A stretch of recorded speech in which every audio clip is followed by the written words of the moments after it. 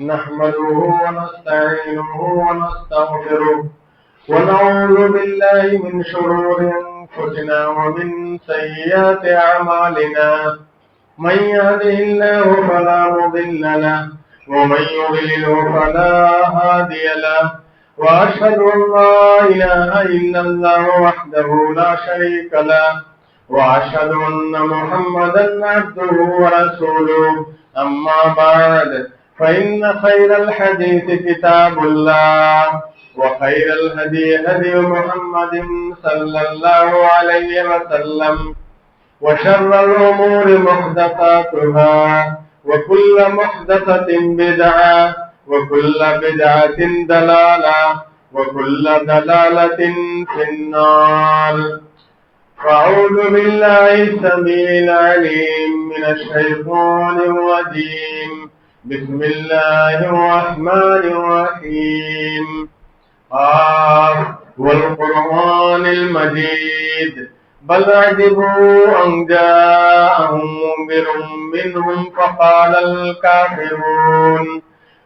الكافرون هذا شيء عجيب، أئذا متنا وكنا ترابا ذلك رجع بعيد. قد علمنا ما تنقص الأرض منهم وعندنا كتاب حفيظ. بل كذبوا بالحق لما جاءهم فهم في أمر مريج.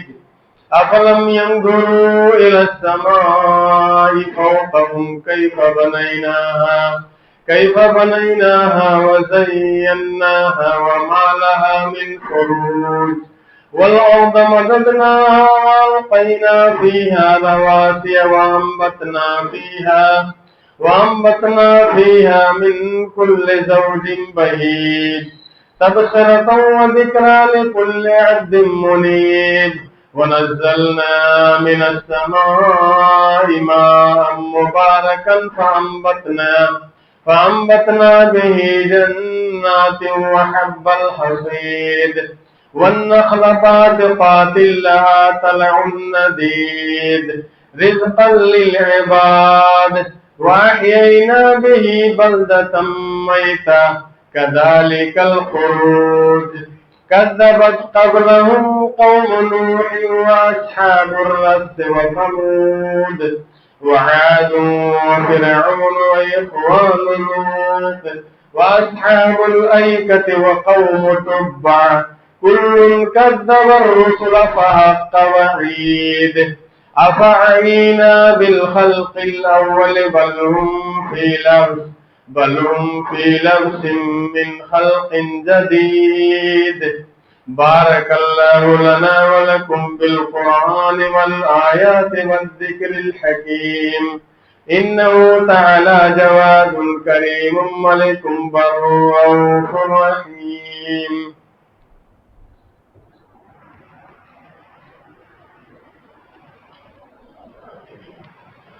إن الحمد لله نحمده ونستعينه ونستغفره، ونعوذ بالله من شرور أنفسنا ومن سيئات أعمالنا. من يهده الله فلا مضل له ومن يضلله فلا هادي له. وأشهد أن لا إله إلا الله وحده لا شريك له، وأشهد أن محمدا عبده ورسوله. أما بعد، فقد قال الله تعالى في كلامه المجيد والفرقان الحميد: أعوذ بالله من الشيطان الرجيم. محمد رسول الله والذين معه أشداء على الكفار رحماء بينهم. وقال النبي صلى الله عليه وسلم: لا تسبوا أصحابي، فإن أحدكم لو أنفق مثل أحد ذهبا لن يبلغ مد أحدهم ولا نصيفا. رواہ مسلم۔ محترم حاضرین، دینی و ملی بزرگوں، بھائیوں اور دوستوں، نیز خطبہ جمعہ سن رہی ملت اسلامیہ کی ماؤں اور بہنوں، آج کے خطبہ جمعہ کا موضوع ہے عظمت صحابہ۔ صحابہ کا موضوع اس لیے اہم ہے کہ آج کا جو ماحول ہے اس ماحول میں مسلمانوں کا ایک فرقہ جسے ہم روافض کہتے ہیں یا شیعہ کہتے ہیں، وہ تو شروع ہی سے صحابہ کے خلاف بدزبانی کرتے تھے، لیکن ان کے اثر سے اور سیاسی وجوہات سے اہل سنت والجماعت میں بھی اس طرح کے لوگ پیدا ہو گئے کہ جنہوں نے صحابہ کے خلاف زبان کھولی اور انہوں نے ان کو برا بھلا کہا۔ تو صحابہ کیوں اہم ہے؟ پہلے ہم یہ جانیں کہ صحابی کسے کہتے ہیں، صحابی کون ہے، صحابی کسے کہتے ہیں۔ تو صحابی کی جو تعریف کی گئی ہے وہ یہ ہے، من لقی النبی صلی اللہ علیہ وسلم مؤمنا ومات علی الاسلام۔ صحابی کون ہے؟ جس نے نبی کریم صلی اللہ علیہ وسلم سے ایمان کی حالت میں ملاقات کی ہو اور اس کی وفات بھی ایمان ہی پر ہوئی ہو۔ نبی کریم صلی اللہ علیہ وسلم سے جو ملاقات ہے اس کے لیے کسی ٹائم کی شرط نہیں ہے۔ جو پوری عمر نبی کریم صلی اللہ علیہ وسلم کے ساتھ رہے، جو چند سال ساتھ رہے، جو ایک دن ساتھ رہے، جس نے ایک گھنٹہ بھی نبی کریم صلی اللہ علیہ وسلم کے چہرے کو ایمان کی حالت میں دیکھا، وہ صحابی۔ کیونکہ نبی کریم صلی اللہ علیہ وسلم کو دیکھنے سے دل پر وہ اثرات مرتب ہوتے تھے، اور وہ اثر ہوتا تھا کہ وہ اثر اس امت کے آنے والے افراد قیامت تک محسوس نہیں کر سکتے، پا نہیں سکتے۔ جو یہ رسول ہوتا ہے، جو سچا ہوتا ہے، رسول کا جو چہرہ ہوتا ہے، اس کی بات سن کر اور اس کو دیکھ کر جو ایمان پختہ ہوتا ہے، ایمان میں جو تازگی آتی ہے، اس تازگی کو نہیں دیکھنے والا نہیں پا سکتا۔ لیکن اس کے ساتھ ساتھ یہ بھی شرط ہے کہ اس کی وفات بھی اسلام ہی پر ہوئی ہو، یعنی ایسا نہ ہوا ہو کہ وہ پہلے ایمان لایا ہو پھر بعد میں وہ دین سے پھر گیا۔ جب وہ دین سے پھر گیا تو پھر وہ صحابی نہیں رہا۔ جو صحابی ہیں ان کی بڑی فضیلت ہے، قرآن کریم میں ان کی فضیلت بیان ہوئی ہے۔ سورہ فتح کے جو ہے آخری آیت میں اللہ سبحانہ و تعالیٰ نے فرمایا محمد الرسول اللہ، محمد کون ہے؟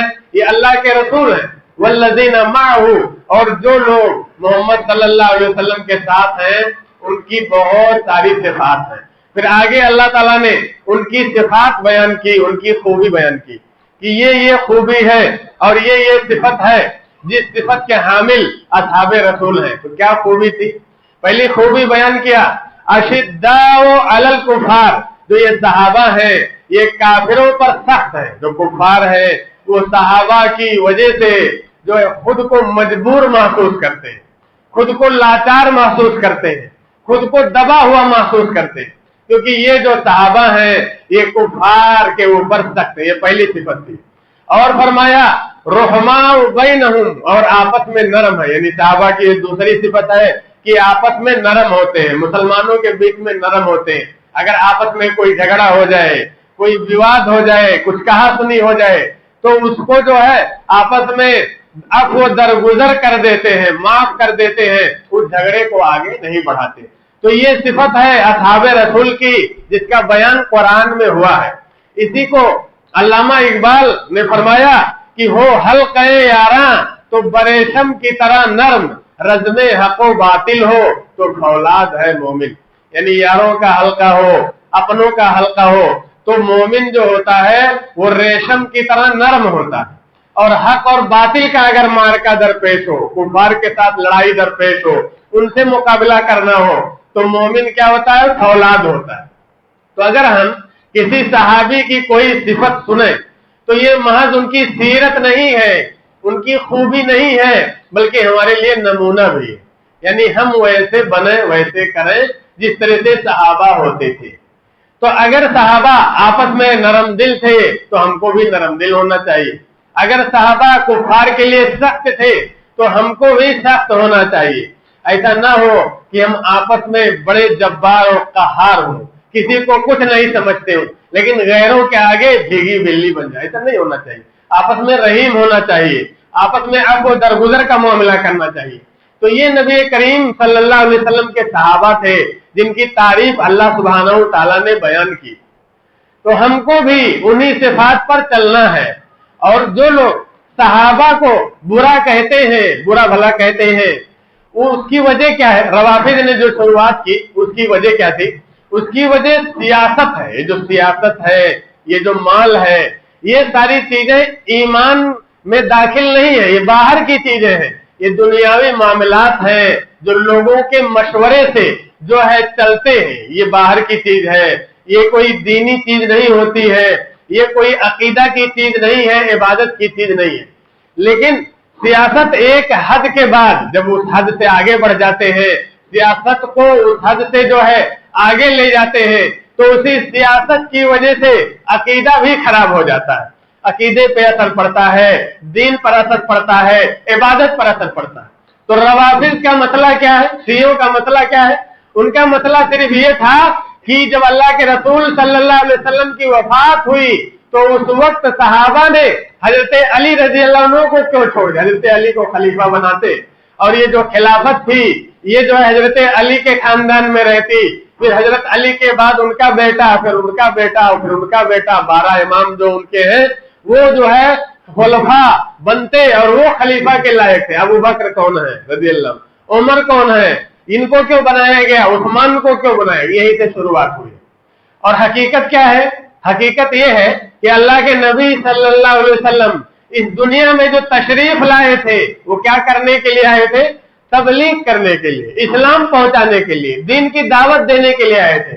वो अपने खानदान के लिए, अपने रिश्तेदारों के लिए खिलाफत और हुकूमत कायम करने नहीं आए थे, बल्कि दीन का एक अहम रुकन है। वो क्या है? वो है ज़कात। ज़कात कितना अहम रुकन है।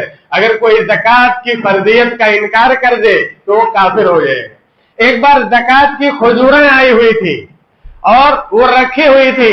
हजरत हसन जो नबी करीम सल्लल्लाहु अलैहि वसल्लम के निवासे हैं वो जाते हैं और उन्होंने ज़कात की खुजूर से एक खुजूर ले लिया, मुंह में डाल दिया।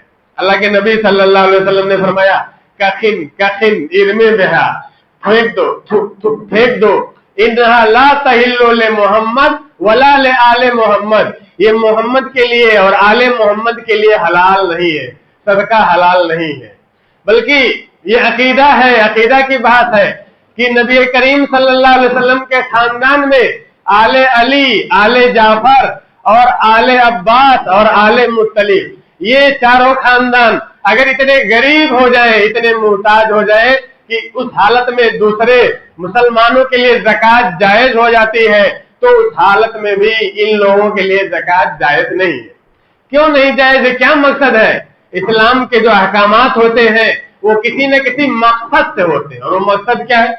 मकसद ये है कि नबी करीम सल्लल्लाहु अलैहि वसल्लम ने जब दीन की दावत दी और तमाम लोग इस्लाम ले आए, तो एक तो वो आपके पैरोकार थे, फॉलोअर थे, और दूसरे हुकूमत भी, सल्तनत भी अल्लाह के रसूल सल्लल्लाहु अलैहि वसल्लम के जो है हुक्म से चलती थी। एक छोटी सी सल्तनत बन गई, मदीना एक शहर है, उसका इंतजाम देखना, अरब एक मुल्क है, जहां तक फतूहात है, जहां तक अहले इस्लाम है, उनका इंतजाम देखना।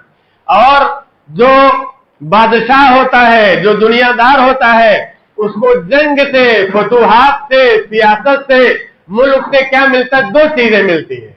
कौन सी चीजें?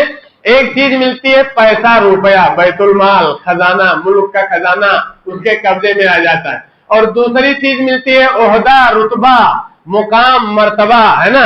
ये जो है 2 चीजें मिलती है दुनियादार को, ये दोनों चीजें मिलती है और इसीलिए वो लड़ाई करता है। दुनिया के बादशाह पैसे के लिए, जो है खजाने के लिए लड़ाई करते हैं और ओहदा हासिल करने के लिए लड़ाई करते हैं। नबी करीम सल्लल्लाहु अलैहि वसल्लम कौन थे? रसूल थे। आपके पास भी खजाना आया, आपके पास भी पैसे आए, लेकिन उनमें से जो ज्यादा मिकदार में पैसा होता था वो बैतुल माल में सदका का पैसा होता, ज़कात का पैसा होता था। अल्लाह के नबी सल्लल्लाहु अलैहि वसल्लम पर और आपके आल पर ज़कात इसलिए हराम की गई कि कोई ये ना समझे कि नबी करीम सल्लल्लाहु अलैहि वसल्लम ने जो ये तबलीग की, ये जो दावत दी, ये इस्लाम फैलाया, वो पैसा जमा करने के लिए फैलाया। आप सदका वसूलते थे और खुद खा जाते थे और अपनी औलाद को खिलाते थे। इसीलिए अल्लाह ने ज़कात आप पर और आपकी औलाद पर हराम कर दिया। इसी तरह से मनसब का भी मसला है। जो मनसब था, ओहदा था, आपके बाद आपके जानशीन का मसला था, खिलाफत का मसला था, वो भी सेम ऐसे। मनसब लेने आप नहीं आए थे, आप ओहदा लेने नहीं आए थे, वो तो चूंकि आप सबसे बड़े थे और सब लोग आपको फॉलो करते थे और आपकी बात मानते थे, इसलिए आप इंतजाम देख रहे थे। लेकिन आप अपने खानदान के लिए माल जमा करने नहीं आए थे और ओहदा भी लेने नहीं आए थे, अपनी जाती सल्तनत और बादशाहत कायम करने नहीं आए थे। एक हदीस बताऊं, बुखारी शरीफ की हदीस है। नबी करीम सल्लल्लाहु अलैहि वसल्लम के मर्जुल मौत का जमाना, अल्लाह के रसूल सल्लल्लाहु अलैहि वसल्लम बीमार, और अल्लाह के रसूल को दो लोग पकड़ के उठाते हैं, ले जाते हैं। एक अली है और एक अब्बास है। दोनों आदमी दोनों तरफ से पकड़ लेते थे, उठाते थे, बिठाते थे, ले जाते थे। तो क्या हुआ कि 2-3 दिन पहले, वफात के 2-3 दिन पहले, हजरत अब्बास बुजुर्ग हैं, नबी करीम सल्लल्लाहु अलैहि वसल्लम के चचा हैं, उन्होंने हजरत अली से सरगोशी की।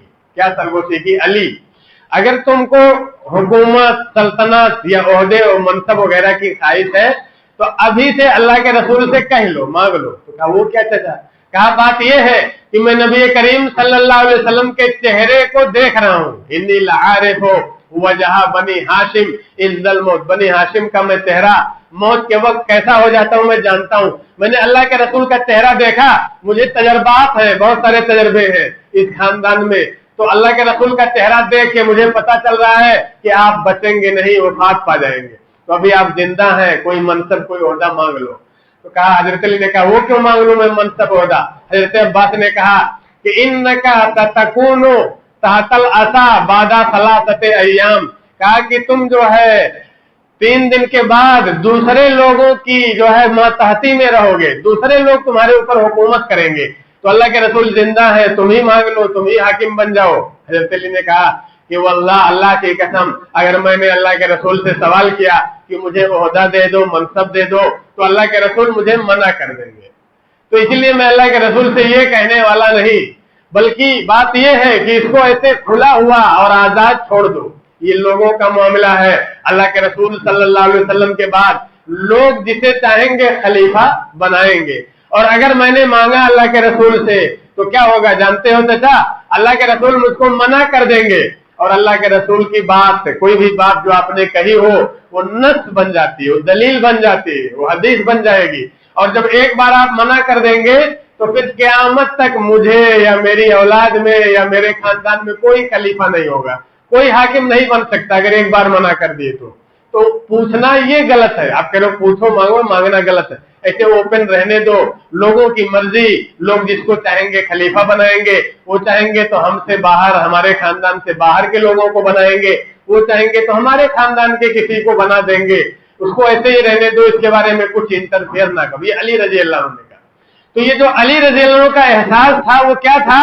वो बिल्कुल सच्चा एहसास था। आप समझते थे कि अल्लाह के रसूल हुकूमत कायम करने नहीं आए, बल्कि क्या करने आए? दीन की जो है तबलीग करने आए, इस्लाम फैलाने आए। न वो अपने खानदान के लिए मनसब चाहते थे, न वो अपने खानदान के लिए माल चाहते थे। और रवाफिज का क्या कहना है? रवाफिज का ये कहना है कि अबू बकर क्यों बने, हजरत अली को क्यों नहीं बनाया, हसन को क्यों नहीं बनाया, फला को क्यों नहीं बनाया, अपने खानदान में हुकूमत क्यों नहीं रखी, अल्लाह के रसूल के खानदान के लोगों को ओहदे क्यों नहीं दी?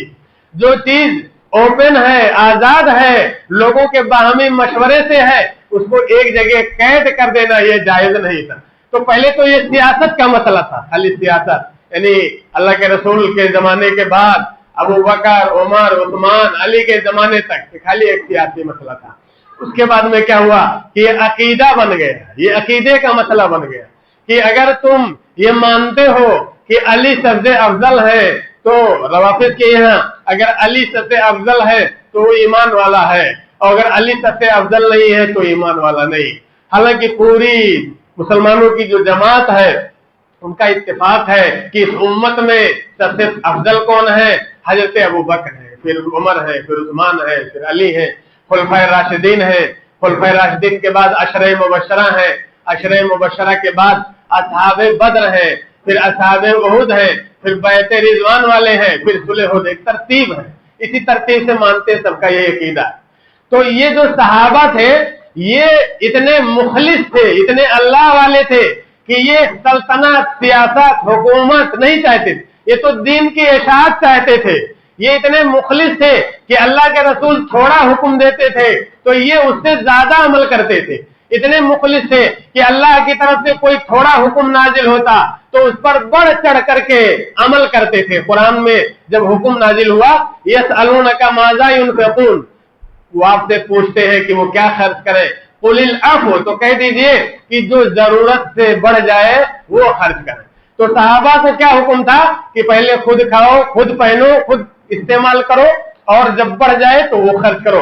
لیکن صحابہ کیا کرتے تھے، اپنی ضرورت کی چیزیں خرچ کر دیتے تھے، اپنا کھانا خود نہیں کھاتے تھے اور دوسروں کو کھلا دیتے تھے، یہ یعنی بڑھ چڑھ کے عمل کر رہے۔ حضرت ابو طلحہ اور ام سلیم کا واقعہ مشہور ہے، مہمان کو بلایا اور چراغ بجھا دیا، مہمان جو ہے ہاتھ لے جاتا، ایک ہی روٹی تھی، مہمان نے کھا لیا اور یہ جو ہے اپنے منہ کو چلاتے تاکہ مہمان سمجھے کہ میں کھا رہا ہوں، اس طرح سے مہمان کو کھلا دیا اور خود نہیں کھایا۔ حالانکہ جب قرآن میں یہ حکم ہے کہ پہلے اپنا پیٹ بھرو، پھر جو ضرورت بڑھ جائے، جو ضرورت زائد ہو جائے وہ خرچ کرو، تو وہ ابو طلحہ یہ بھی کہہ سکتے تھے کہ میرے پاس نہیں ہے کھانا، میں مہمان کو نہیں کھلا، جب ایک ہی روٹی ہے تو میں کیا خود کھاؤں اور کیا دوسرے کو کھلاؤں، ایسا کرنا جائز تھا، وہ ایسا کر سکتے، لیکن وہ بڑھ چڑھ کے عمل کرتے تھے۔ اسی طرح سے بیعت عقبہ میں کیا ہوا، بیعت عقبہ میں اللہ کے رسول جب حج کے دوران مدینہ کے لوگوں سے ملتے تھے، اسلام کی تبلیغ کرتے تھے، ابھی آپ نے جو ہے مدینہ ہجرت نہیں کی تھی، تو انصار سے معاہدہ کیا، تو جو معاہدہ کیا اس کے جو ہے بند تھے، دفعات تھے، تو ایک بند یہ تھا کہ جب میں مدینہ آ جاؤں گا تو پھر جو ہے تم لوگ میری ویسی ہی حفاظت کرنا جیسے تم اپنے آپ، اپنے نفس کی، اپنے اولاد کی اور اپنے مال کی حفاظت کرتے ہو، اسی طرح سے حفاظت کرنا۔ پھر کیا ہوا، اللہ کے نبی صلی اللہ علیہ وسلم ہجرت کر کے مدینہ آ گئے۔ مدینہ آنے کے بعد جو سب سے پہلے جنگ چھڑی، وہ جنگ کون تھی، وہ جو ہے جنگ بدر تھی، غزوہ بدر۔ اور غزوہ بدر یہ جو ہے پلان بنا کے نہیں ہوئی ہے، یہ جو ہے باقاعدہ سوچ سمجھ کے نہیں ہوئی ہے، بلکہ ہوا کیا تھا کہ کفار مکہ کا قافلہ جا رہا تھا، تجارتی قافلہ، تو تجارتی قافلے کو عربی میں ایر کہتے ہیں، ایر جا رہا تھا اور وہ قافلہ جا رہا تھا، اور یہ ہوا ابو سفیان اس قافلے کا سردار تھا، اور اہل مکہ نے یہ مشورہ کیا تھا کہ اس قافلے کی جو آمدنی ہوگی اس آمدنی سے ہم ہتھیار وغیرہ خریدیں گے، مسلمانوں کے خلاف تیاری کریں گے اور مسلمانوں پہ حملہ کریں گے۔ وہ قافلہ جب ملک شام جاتا تو مدینہ کے بازو سے گزرتا، مدینہ کے بازو سے قافلہ گزر رہا تھا، نبی کریم صلی اللہ علیہ وسلم کو خبر ہوئی تو آپ نے فرمایا کہ قافلہ لوٹ لو، یہ لوگ اس مال سے ہمارے خلاف تیاری کریں گے۔ تو صحابہ آئے، سارے صحابہ نہیں ہے، 313 ہی تعداد نہیں تھی مدینہ میں، اور بھی تعداد تھی، اور سارے صحابہ ہتھیار بھی لے کے نہیں آئے، گھوڑا بھی لے کے نہیں آئے، کیونکہ جو قافلہ ہوتا ہے اس میں لڑنے والے لوگ نہیں ہوتے، کچھ ہی لوگ ہوتے ہیں، زیادہ تر اونٹ اور اس پر لدا ہوا سامان، بس یہی ہوتا ہے۔ تو قافلہ لوٹنے کے لیے آئے تھے، ابو سفیان کو پہلے خبر ہو گئی، اور اس نے دو کام کیا، ایک کام تو یہ کیا کہ اس نے راستہ بدل دیا، جس راستے سے عام طور سے جایا جاتا ہے اور جس پر صحابہ بیٹھے ہوئے تھے وہ راستہ اس نے چھوڑ دیا، بحر احمر کے کنارے سے دوسرے راستے سے اس نے جو ہے اپنے قافلے کو جو ہے چلایا۔ اور دوسرا کام یہ کیا کہ مکہ ایک آدمی کو دوڑا دیا کہ ارے ہم شام سے واپس آ گئے ہیں، مدینہ سے گزر رہے ہیں، لیکن محمد اور ان کے ساتھی ہمارے اوپر حملہ کرنے والے ہیں، تم لوگ مدد کو دوڑو۔ چنانچہ وہاں سے ابو جہل اور کفار مکہ غیظ و غضب کا شکار ہو کے 1000 لشکر لے کے پوری تیاری کے ساتھ چل پڑے۔ پھر بعد میں ابو سفیان نے پیغام بھیجا کہ جس راستے سے آنا تھا وہ راستہ میں نے بدل دیا، اب میں باہر نکل آیا ہوں، وہ لوگ مجھ کو نہیں پا سکے، اب تم لوگ واپس جاؤ۔ لیکن ابو جہل نے کہا کہ ہم مکہ سے لڑنے کے ارادے سے نکل چکے ہیں، اب ہم واپس نہیں جائیں گے، بلکہ ہم بدر تک جائیں گے، مقام بدر تک، وہاں 3 دن تک ٹھہریں گے، اونٹ ذبح کریں گے، گوشت کھائیں گے، شراب پئیں گے اور ناچیں گے اور جشن منائیں گے، تاکہ ہمارا روب اہل عرب پر بیٹھ جائے اور دنیا جان لے کہ ہمارے مقابلے کا کوئی نہیں۔ چنانچہ وہ لوگ یہاں تک آ گئے، بدر تک آ گئے۔ نبی کریم صلی اللہ علیہ وسلم ایسے وقت میں صحابہ سے وہی جو لوگ نکلے تھے ان سے مشورہ کر رہے ہیں کہ دیکھو وہ لوگ بدر تک آ گئے ہیں اور ان کو ایسے ہی چھوڑ دینا مناسب نہیں ہے، تو کیا تم لوگ ہمارے ساتھ چلنے کو تیار ہو، لڑائی لڑنے کو تو تیار ہو؟ انصار کا مسئلہ تھا، مہاجرین کا کوئی مسئلہ نہیں تھا، کیونکہ انصار کے ساتھ جو ایگریمنٹ ہوا تھا اللہ کے رسول کا، وہ یہ ہوا تھا کہ اللہ کے رسول جب مدینہ میں رہیں گے तो अंसार अल्लाह के रसूल की हिफाजत करेंगे। ये एग्रीमेंट नहीं हुआ था कि मदीना से बाहर निकल के पूरी दुनिया वालों से लड़ेंगे, ये नहीं हुआ था। अल्लाह के रसूल खड़े हुए और उसके बाद में आपने तकरीर शुरू की, कहा देखिए हम जो चाहते थे काफिले पर हमला करना, काफिला निकल गया। वो लोग उधर से तैयारी करके आ गए हैं 1000 की तादाद में वहां मुकामे बद्र में, और उनको वैसे ही छोड़ना मुनासिब नहीं। तो क्या आप लोग हमारे साथ चलने को तैयार हैं और वहां कुफारे मक्का से लड़ने को तैयार हैं? और आप ऐसा कहते हुए अंसार की तरफ देख रहे थे, क्योंकि अंसार से ये मुआहदा नहीं हुआ था।